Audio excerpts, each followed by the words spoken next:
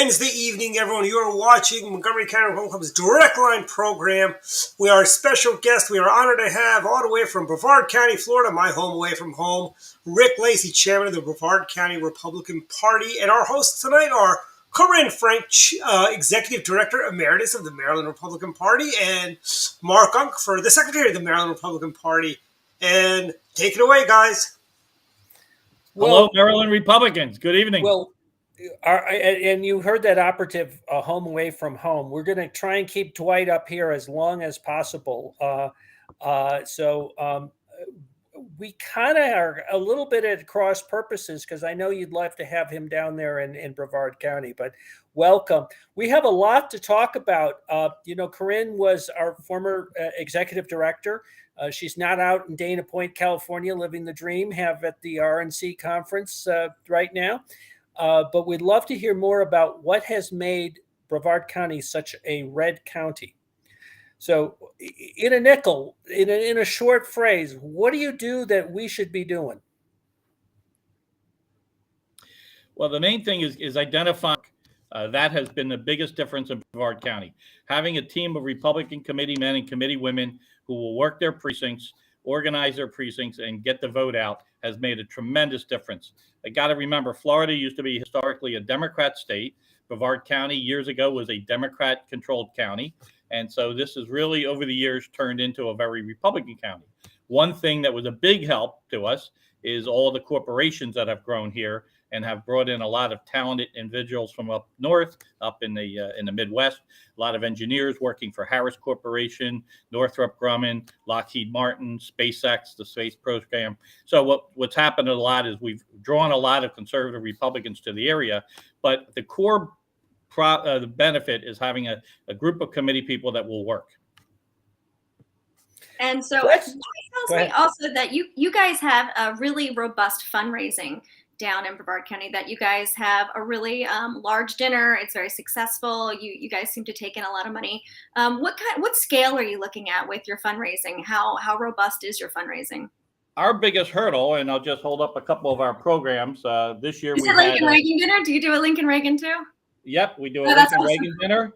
And this year we had Lauren Boebert as our guest speaker.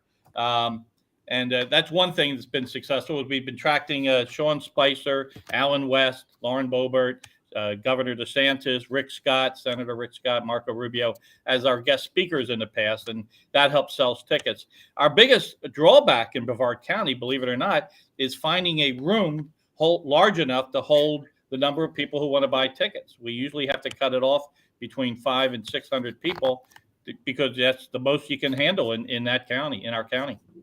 Oh, so we had a casino come in and build a huge indoor arena venue, and now we can do like 1,200 people and 800 for dinner. So if you guys keep building and keep pulling in those corporates, you might get a casino someday. Give them my phone number because it amazes me that in a county that has NASA, the space program, the second largest busiest port of cruise terminal port in the country, Port of Canaveral, that we do not have a facility large enough to handle 1,000, 1,200 people, 1,300 people. So, well, we'll let David Cordish know that you guys are scouting. Well, Brevard County Live has a nice ring to it. Yes. But one of the things that's really, first of all, I'm really impressed to see you lead off with the focus on precincts, because that really is old school shoe leather politics, but it really reinforces the message that politics is is best done one-on-one, face-to-face, neighbor to neighbor. Absolutely. I grew up in a county in Pennsylvania where grassroots politics, with the committee people visiting you once or twice a year, knocking on your door, registering your younger kids into the Republican Party, being there at the polls on election day, being very visible in the community. You make that one-on-one relationship with people, you draw them into the Republican Party, you've got their vote. Yeah, and so when we were offline, you were talking about once you get elected, you have 48 months, and you have an entire, schedule of here's what you need to be doing through those 48 months. And so go through, because we have a lot of people who were just elected, go through what you think makes somebody who successfully outreaches to the community and what you think that they should do. Absolutely. And whether it's a 2-year term, 24 months, or a 6-year term, where you really don't want to waste that time in between your election and your reelection.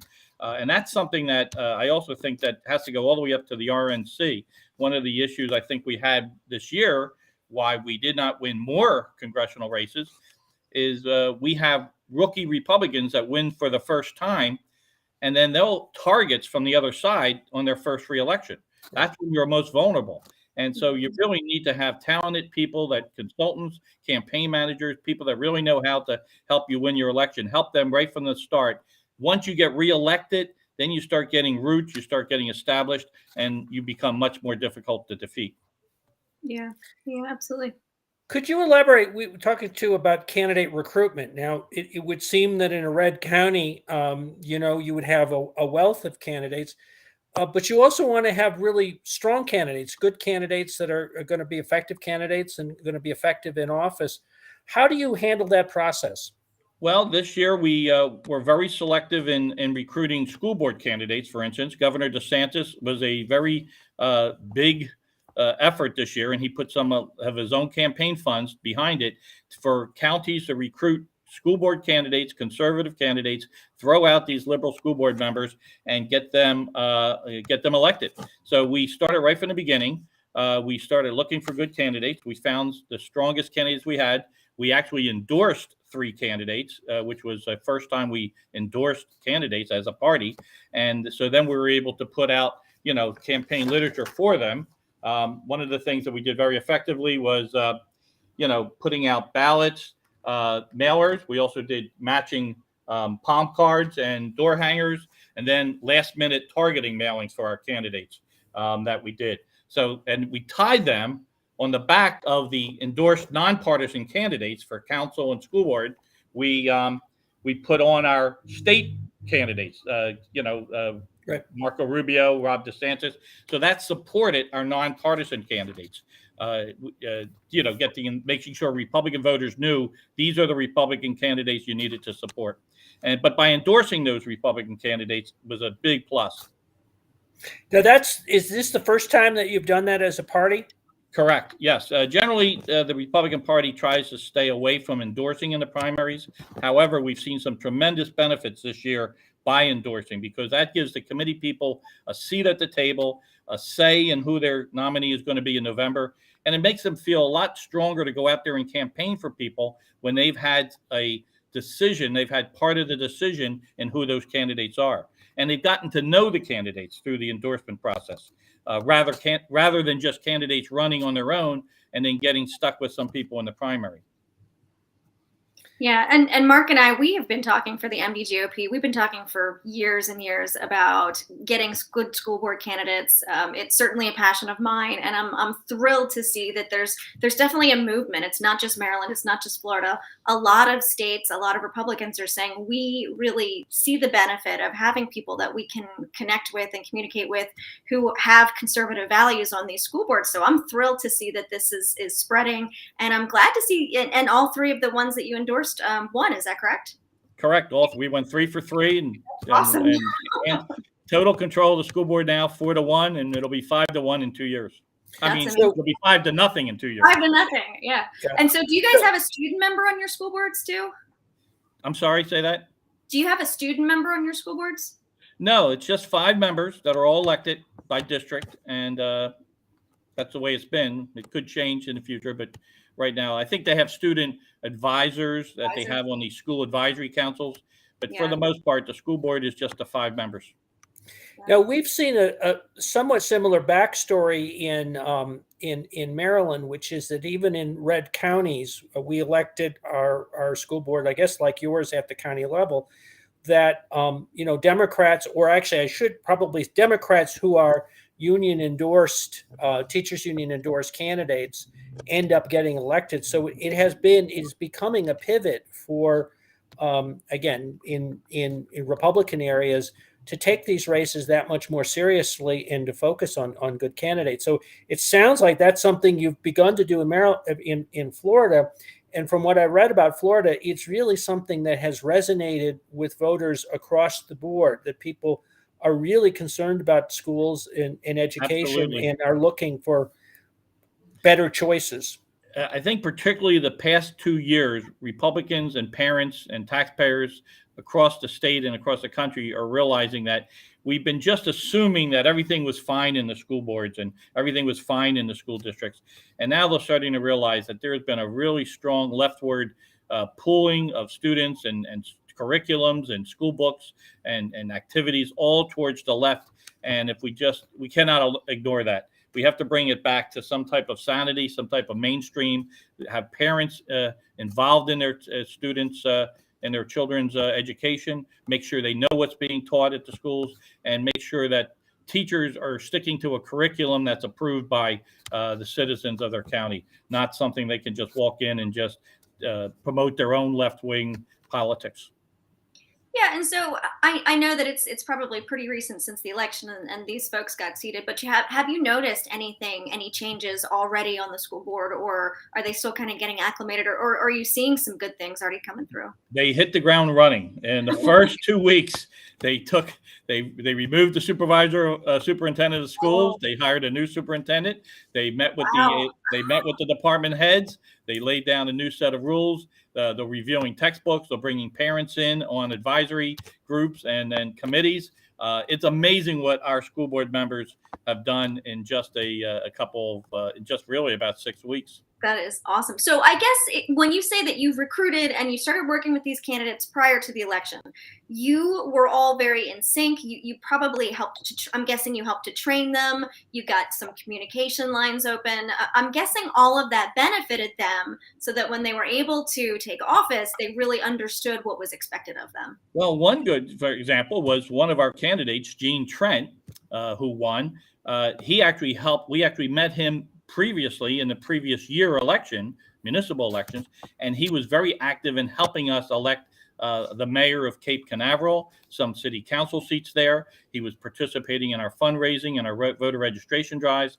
Then he came down to Palm Bay, Florida, and helped us win a special election for another Republican city council candidate. So when he was running in his own election for school board the next year, he learned a lot. He knew a lot about campaigning, voter registration, getting out the vote, door knocking, telephone banks, robo-text. So he was a lot more seasoned by helping us work in our other candidate. And that's a big thing with me, is finding candidates that help us win other elections. Too many times in the past, years ago, we would see a Republican candidate pop out of the woodwork. They'd run. If they lost, you never saw them again. If they won, they kept their distance from the party. So that has changed a lot by really putting pressure on these elected officials to work with us, closely with us. One project that we started recently is we are assigning 2 of our committee people to be the liaisons with every elected official on the school board, the county commission, and the state reps and state senators. So their job will be to keep in touch with these people, elected officials, get to know their staff members, and kind of raise the red flag if they see one of them going off the track. That's awesome. And I mean, you sound like you really have a pulse and a handle on how the politics work in your county. Can you just let us know, we're in Maryland, things are very different. How is your county set up, and how many people do you have, and what kind of subcommittees do you have? And just give us like a general overview of how you run things. Okay. Our county, because it's so large, we also have broken our districts. We have 176 precincts. We have 5 county commission districts. So our committees are kind of broken down by 5 districts. So we have 5 district chairs that are elected by the committee people. We have our state committee man and our state committee woman. Each county in Florida has a state committee man and state committee woman. And then, of course, we have our 4 officers, chairman, vice chair, secretary, and treasurer. So what we do is we have our board meeting, which has 11 members on it. And we try to have district meetings throughout the year, and then also general meetings with all the committee people. And they have to attend at least, they cannot miss more than 3 meetings without an excused absence, and then they get removed. But we've been able to build up. When I took over 5 years ago as chairman, we had 110 committee people. We now have 300 committee people. So we've been very active in recruiting people to become committee men and committee women, working with people that came out of the campaigns for Donald Trump, Marco Rubio, Rick Scott, Ron DeSantis. They would volunteer to work in a campaign. We would identify what precinct they were in, and if there was a vacancy in that precinct, we would encourage them to sign up and become a committee man or committee woman. In addition to that, we try to identify precinct captains, and we encourage precinct captains to come up with a plan for their individual precincts. Every precinct in our county is very different. Some precincts are beachside condo communities. Some are gated communities on the mainland. Some are a little more rural where the homes are like a mile apart. And in some areas are very congested urban areas like Melbourne. So we basically are encouraging our committee people to design a plan to work your precinct and involve as much as you can identifying Republicans who don't want to be very active. They're not going to be committee people. They're not going to come to meetings, but they become a block captain. So for instance, you say, hey, John Smith, you live on the 300 block of Anderson. There's 17 Republican families on your street. Could you be our block captain? Now, what your responsibilities are? Number one, 3, maybe 4 times a year, we will give you literature or newsletters from our campaigns or our candidates, and you will take it around to those 17 families. If a family on that street wants a sign for DeSantis or Donald Trump, we'll get it to you, you'll get it to them. And then the other thing we do is we have this great little card that says, welcome to our neighborhood. Oh, that's awesome. And what we do is we tell the committee people or the captains or the block captains when you see the moving van come up and the sold sign get taken off the lawn, give them a day or two to relax and then drop this off, introduce yourself, ask them to register Republican. And welcome them to the neighborhood. Tell them a little bit about the neighborhood. Try to be like a welcome wagon, and that's worked somewhat effectively in some precincts. So we're going to be pushing.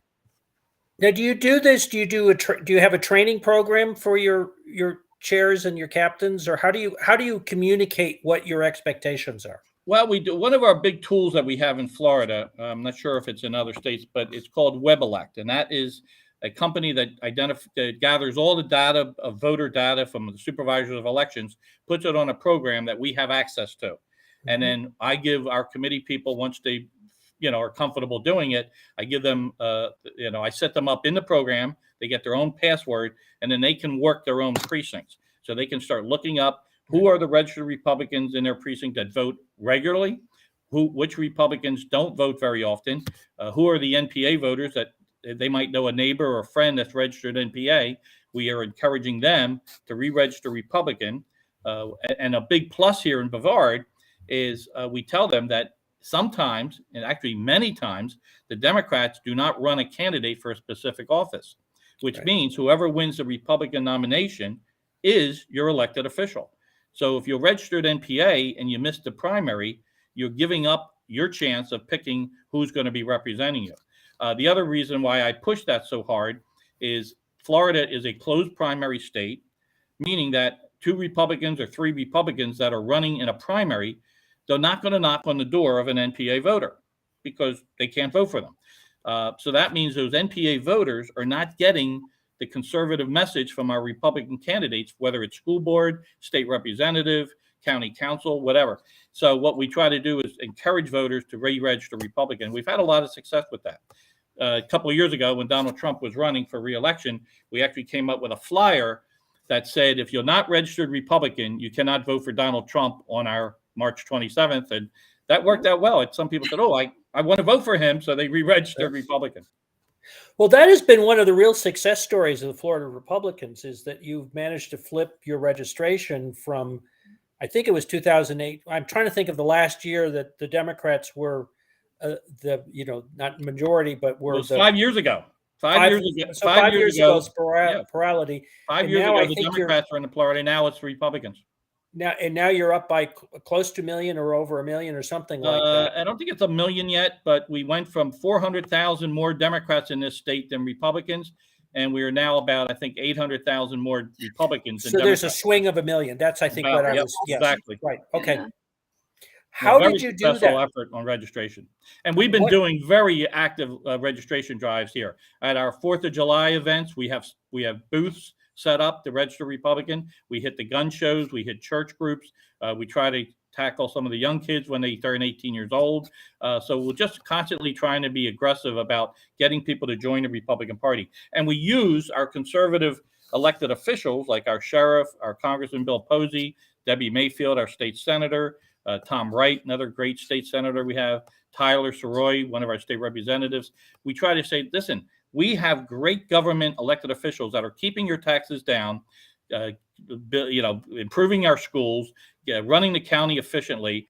That doesn't happen by accident. It happens because we elect good Republican, conservative, dedicated people, but we need your help. And so we get them to register Republican, and we try to get them to support the Republican Party financially. Now, do you go door to door? Do you target? You mentioned the decline to states. I think you call them NPAs. They're basically independents. They haven't registered for Republican. Yes, well, there's no independent strategy. There's an independent party, but NPA is no party affiliation at all.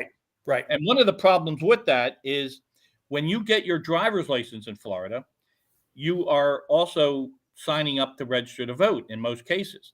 But if you don't take the next step and pick a party, the Department of Motor Vehicles puts you in the NPA column. Mm-hmm. So some people do not realize that they are NPA. They believe they are registered Republican. So it's a little bit of an education activity on our part to let people know that you better check your registration, because you may not be registered Republican even if you think you are, because they can't pick a party for you. And people are going to get their driver's license to get their driver's license. They're not going there to register to vote. That's a side thing. And if they don't complete all the paperwork, they get put in this NPA category. And that's one of the reasons why we have so many registered NPAs. So it sounds like that's a particular group that your captains and other efforts really focus on, is those people who are basically disenfranchising themselves by not being able to vote by not picking a party and not being therefore able to do in the primary. For example, this past year, we had 2 county commission seats that were open seats, and the Democrats did not run a candidate in either of those seats. We had 4 Republicans running in District 2, 4 Republicans running in District 4. So by being a registered Republican, you had plenty of choices to vote. But if you didn't vote, whoever won that nomination was your commissioner. Yeah. Very powerful point to make. Is that because there are so many Republicans, sometimes you see people who change their affiliation and just to kind of slide in under the Republican ticket. So how do you deal with that? Because I know that even in Maryland, in some of the redder areas, we have that. I know that that's a problem for you too sometimes. That is a problem, and that's why we try to do a special vetting of our candidates, because nothing stops a registered Democrat from switching to the Republican Party and then running for office. Now, they do have to be a registered Republican for at least a minimum of 1 year. That's a relatively new state law. That also hurts us with our committee people.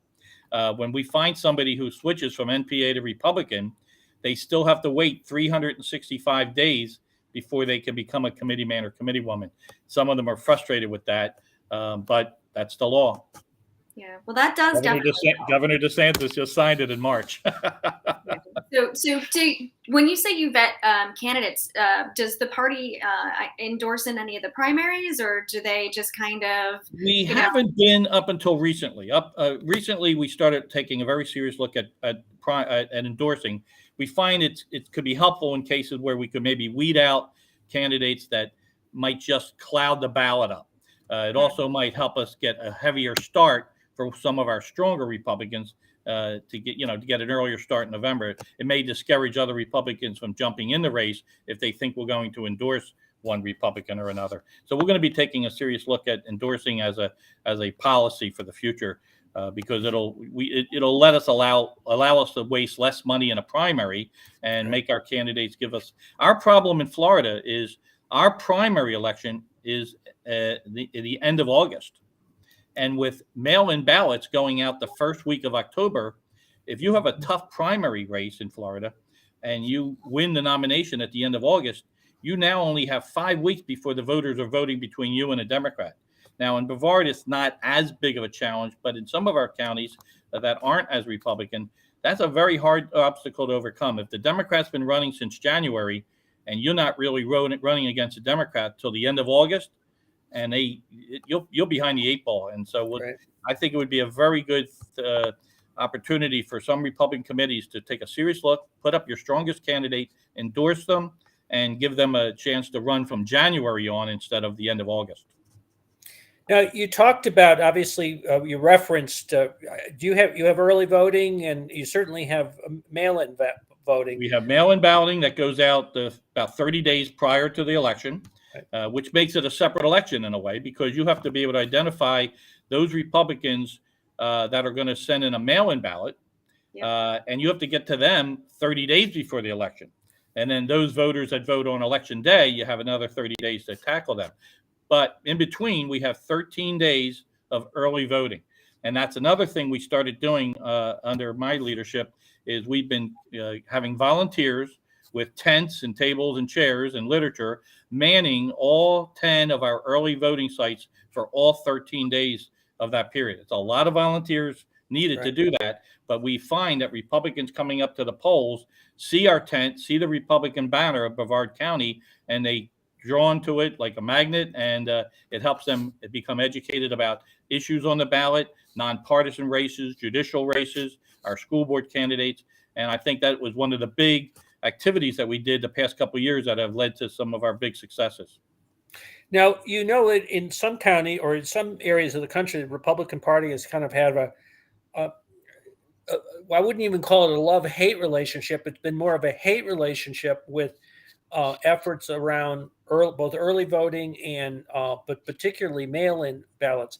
How have you been adapting your strategy over the last couple of years on approaching that? Well, one thing we've been doing, and we're going to be focusing on it heavily this year, a special project. This past November, 70% of our registered Republicans in this county voted either early voting, mail-in balloting, or on election day.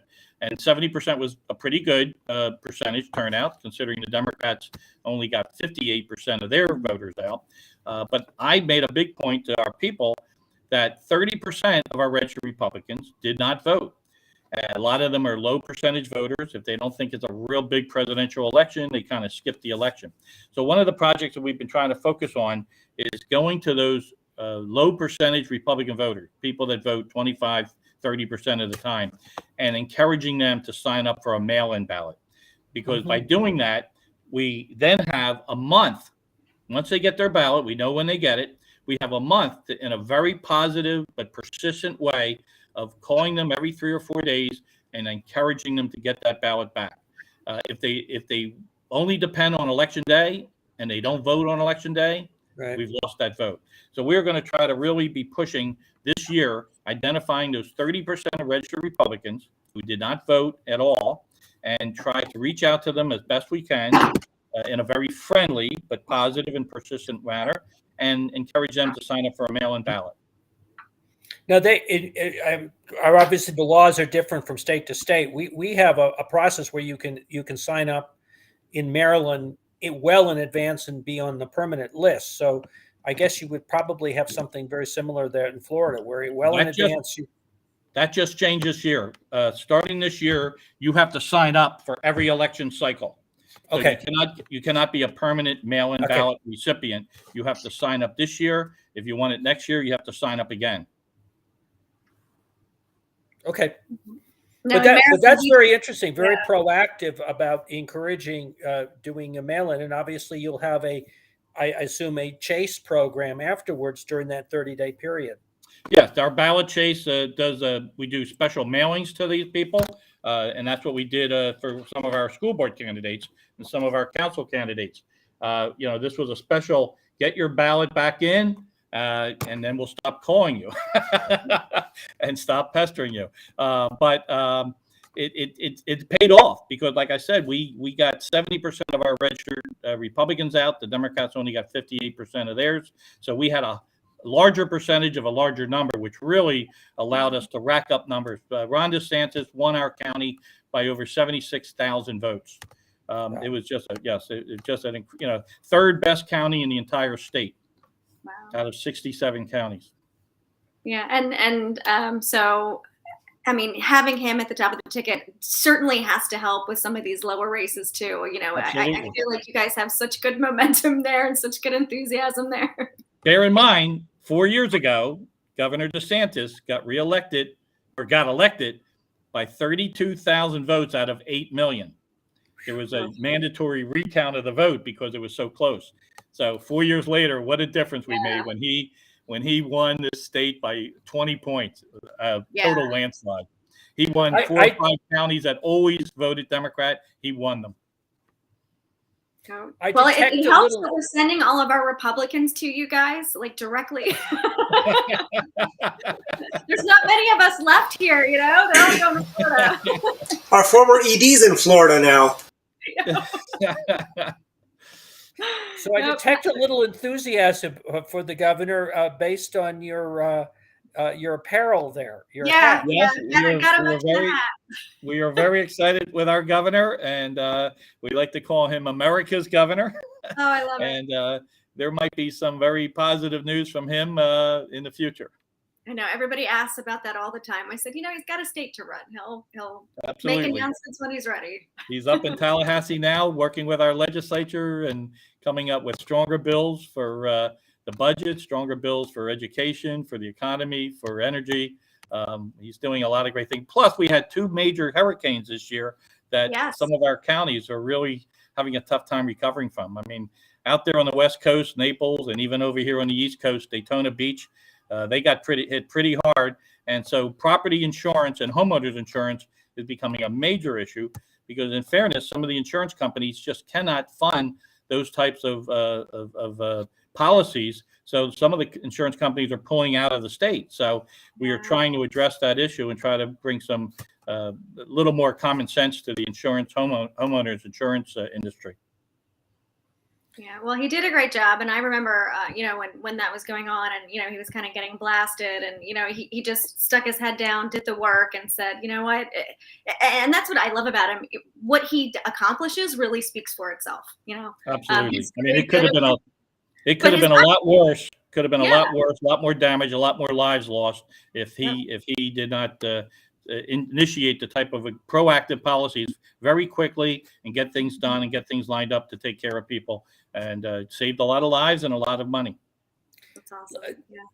Just coming back to the county party. Now you've been chairman now for, I think you mentioned 5 years. Yeah, actually 6 years.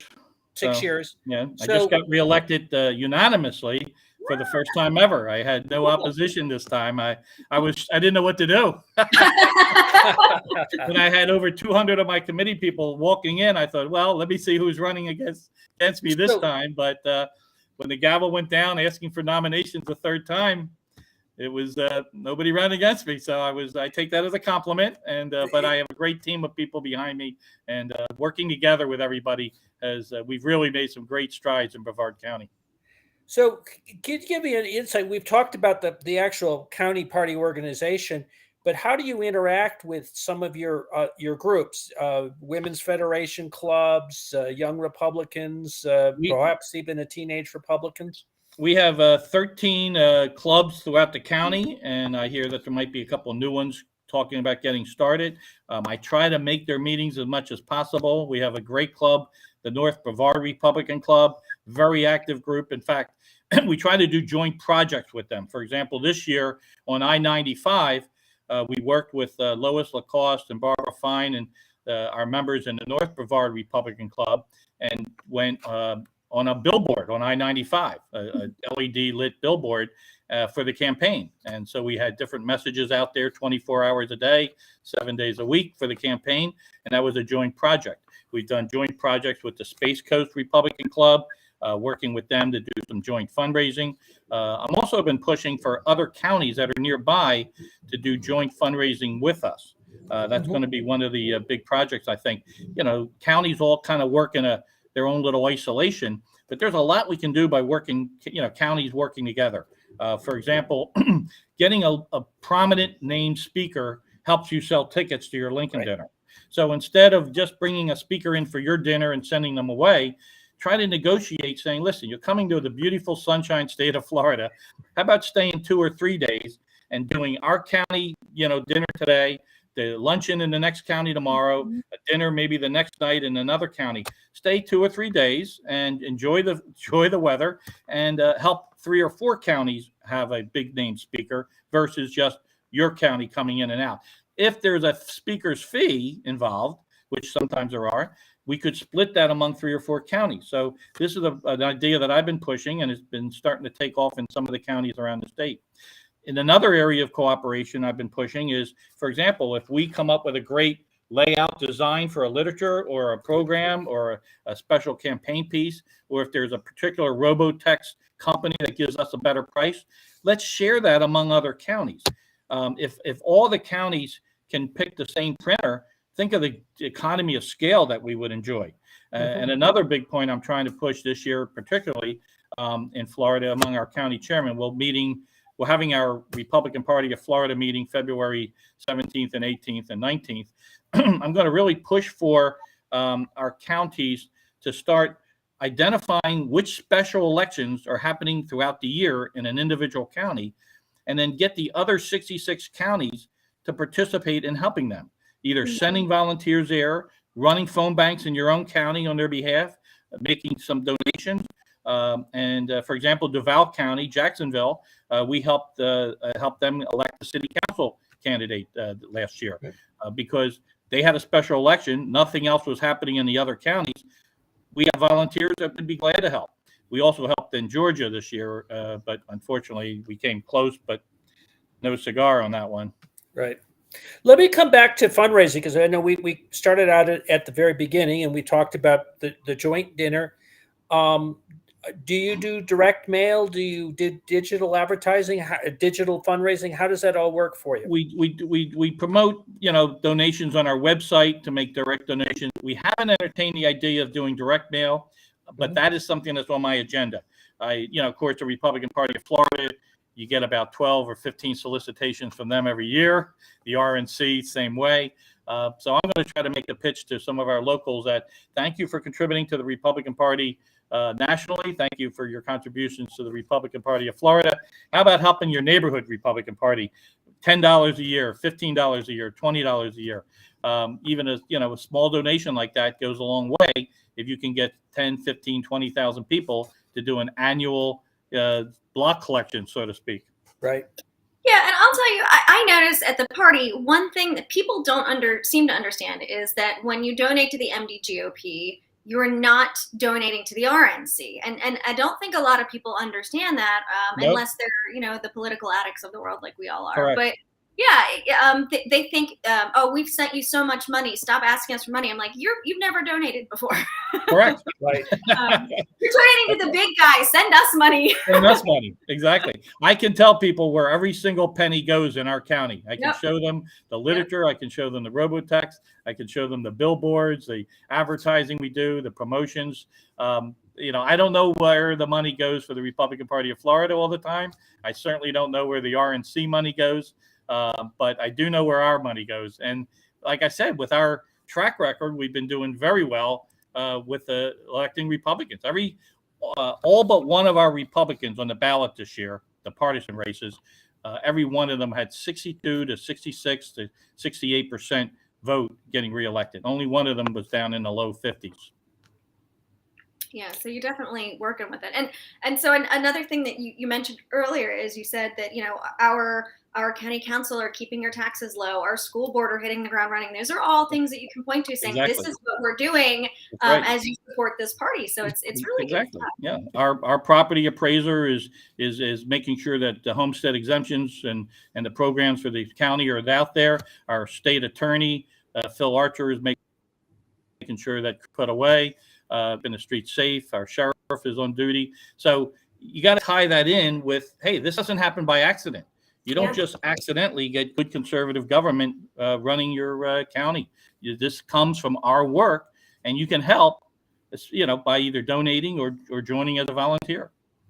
I think the block captain thing is a very important thing that we're going to be focusing on this year, because this allows people that don't have a lot of time, that don't want to be going to meetings or running around the fundraisers, but they can just work their own neighborhood and doing their own little part, just doing that little bit of working their block. They're hitting those 22 homes on their street, making sure those 22 people get out to vote, those 22 families. That builds up the percentage. That gets the vote out. That's where you go from 70% turnout to 80% turnout. And that makes a big difference. That's an extra 14, 15,000 or 20,000 voters coming out just by doing that. Yeah, just like you said, when you have a race where statewide it's 32,000 vote difference, if you get an extra 10 or 12 in your county coming out, that certainly makes an impact. Absolutely. Now, I assume we don't have a lot of time left, but I know one of the issues is always we have our own access to voter lists. Do you update the lists? How do you change? How do you keep the information up to date? Because I know sometimes the Board of Election information is a little very out of date. Yes, and I assume with turnover, with people changing addresses, that's even more of a problem in Florida as well. We started an election integrity committee this year for a lot of reasons. And one of the main projects was to work closely with our brand new supervisor of elections, Tim Bobonic, who did a very good job this year. He worked very closely with our election integrity committee. They are a very demanding, very strict group. And they were very good at working with him, opening up the transparency of the supervisor's office, purging the list as best as they could. Right. Getting a openness about the process, checking the ballots, signatures to the mail-in ballots. So we were very pleased this year in Brevard County with how we worked with our new supervisor of elections, Tim Bobonic, and also our election integrity committee. And like I said, they are, defend Florida people. They are America First people. Some of them, they're very conservative. They were very concerned in the past about allegations of misconduct or just sloppiness. And they've been working diligently on a week-to-week basis. And I'm proud of them, and they've done a great job. So that's one thing your block captains and your precinct captains can do is identify those out-of-date registrations and get that information in. One thing they did this year was they made a list of every voter that was like around 100 years old and went out and made sure that they were still there. I mean, when you hit 100, how many people make it to 100?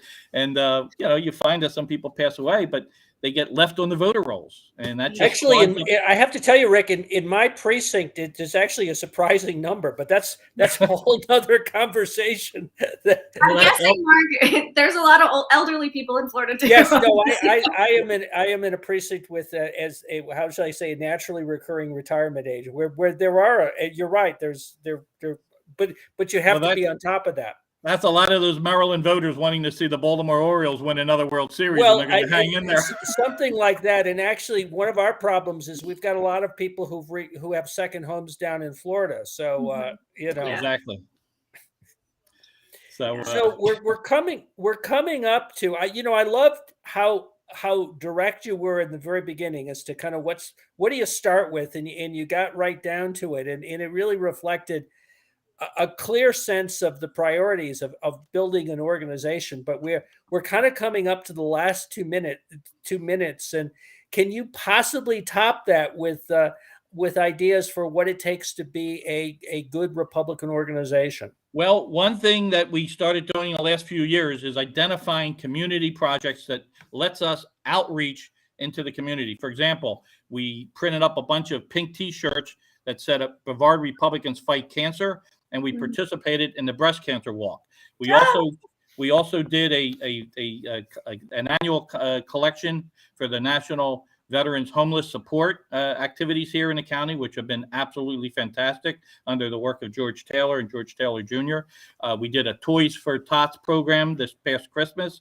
We did a Save the Lagoon project working with the Philadelphia Zoo. Our volunteers went out and planted oyster beds in the lagoon to start increasing the seagrass and cleaning up the lagoon.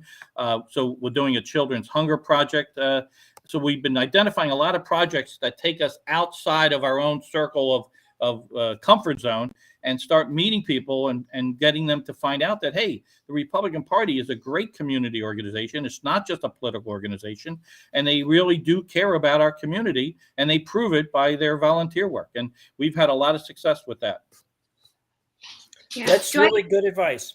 We have a couple of counties who are really good about that. Dwight always does the Christmas party and the toys. The Toys for Tots, right? Exactly. And then we have some of the folks in Talbot County who are really good about raising money for our first responders, and so we get a little bit of that. But yeah, I think I think when you engage in that aspect, it's not just politics. It's building community. It's And a it's long term. meeting Yeah. people. It's And meeting meeting people. people, yeah, and spreading the good word, basically. Yep. Absolutely. Yeah. Yep. Also, when new businesses open up, go and meet the owner and find out Yeah. if she's a Republican or she's a Republican. Probably. Since we're getting close to the end, I just want to put on my. I'm from Pennsylvania, and Sunday my Eagles are playing the 49ers, so we'll see what happens. You should know that in Maryland, because of our TV markets, we really are divided, and there are counties in Maryland where the Eagles are definitely the premier football, and there are also counties when we get out to Garrett, it's the Steelers. And obviously the Washington team. I can't quite say the Commanders yet, but the Washington team and the Ravens. So we're very much a divided state when it comes to football loyalty. But Rick, it's been great having you on it, and we really appreciate your sharing some really good advice for how to have an effective Republican organization. And Corinne, it's always great to have you on as well. So that's our show. It's been an honor for me, and I love Maryland. And like I said, there's a lot of great Republicans in Maryland. You've had a lot of great Republicans over the years. A little more work to do than we have down here, but yes. keep on fighting up there. And I think, like I said, to me, average voters in Maryland are just like average voters in Florida. They want good government, and if you can show that to them and bring good candidates and really do a great job of campaigning, you're going to start winning elections. Thank you. Thank you so much for sharing all of the awesome wisdom that you have shared with us tonight. And you're welcome. It was an honor. Yeah, great meeting. Great meeting you. Call me anytime. Thank you.